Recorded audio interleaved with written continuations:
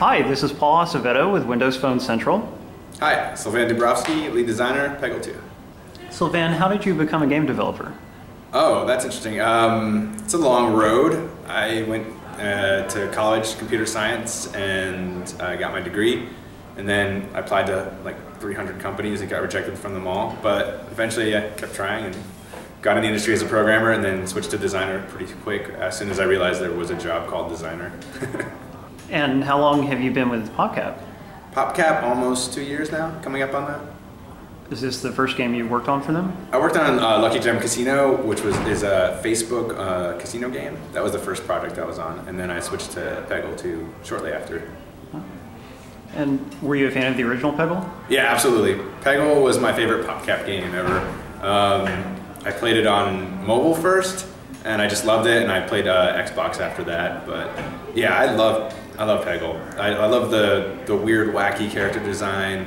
I love the perfect mix of luck and skill. And I didn't realize how much skill there was until I started working on it, so it's actually more skill than I thought, but it just was a really relaxing, interesting experience that had the best feedback of any game I played before that.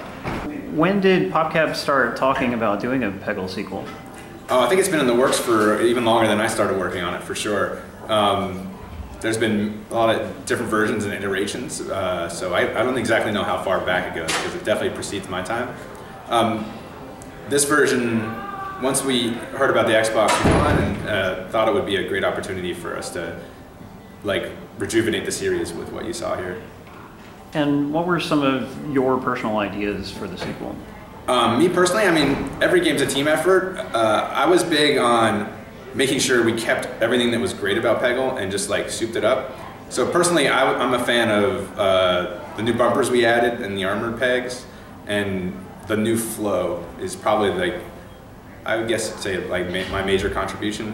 Just wanted to make sure that people, when I played the first Peggle, I never even played the challenges because you unlocked them all afterwards.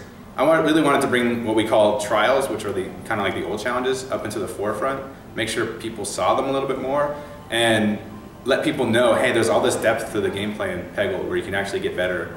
I would say those are some of my main contributions. But being a lead designer is just mostly grabbing ideas from the team and just making sure the best ones filter through and make a cohesive game. Is there a lot of brainstorming involved? Yeah, absolutely. Brainstorming on mostly character ideas, character powers, and level progression. So a lot of times we take our level editor and we build a bunch of levels, and then we work with the artist to kind of determine what's a good flow, because in this game all the levels transition between each other, unlike the last game where each level was an independent kind of idea. So it requires a lot more collaboration than in the old Peggle. The main idea and the focus was to make the powers more over the top. So the character and the powers kind of came hand in hand. We had good character artists that had awesome drawings, and we picked between them. But I guess even before that, the idea was to kind of go with a cryptid approach, which is these are mythical creatures that don't exist in the world, that are often thought about, like Bigfoot or trolls that people talk about but don't really exist, and we wanted to kind of bring them to the forefront with Peggle 2. Will we be seeing more characters in the future? Yeah, absolutely. We're excited about the possibility of supporting this title. If people really like it and want more content, we can definitely add to it. As far as supporting the game in the future, would you do it as regular title updates, or would they be paid downloadable content packs? Has that been decided? We can do both. So we can and do plan on giving content that people pay for and content that people get free. It depends on, once we get the title out in the wild, we'll see what people react to, what people want more of. We can definitely add more masters or more costumes or more levels or even more modes in the game. PopCap's most recent game before this was Plants vs. Zombies 2, which is a free-to-play title. Did you consider going free-to-play with Peggle 2? Not for Peggle 2. It seemed to make more sense just for us to be at a nice low price point and just have the typical Peggle experience. So we're $11.99. We think that's a good value. What modes does the game have? So we're mostly single player and multiplayer. Those are the two main modes. In single player, you have the campaign, which we call Adventure, and you just play through it linearly, unlocking costumes and levels and then trials. You can always go back to those levels and back to the trials and try to beat them. And then we have a multiplayer mode where you're playing with up to 4 people and you're trying to beat them, get the best score.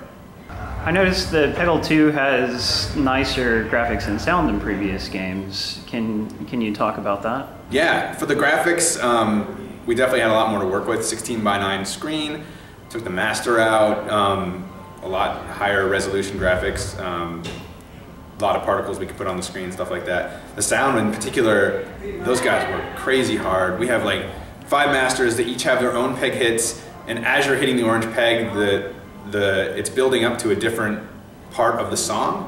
And sometimes the key even changes, and you'll notice that when you hit into the bucket, the ahs that come out, that's all harmonized in the key of the song, and it will change as it grows up. And in the trials, that stuff is remixed, and you'll hear throughout the menus that things can get remixed. So the amount of effort that went into thinking about the system, putting the system together, and then recording it with real orchestra and real people's voices was a ton of time. I think the audio and the art in this game is going to make people really happy. Speaking of the graphics, what is the native resolution of this particular game? 1080p, 60 frames a second. I think it might not be consistent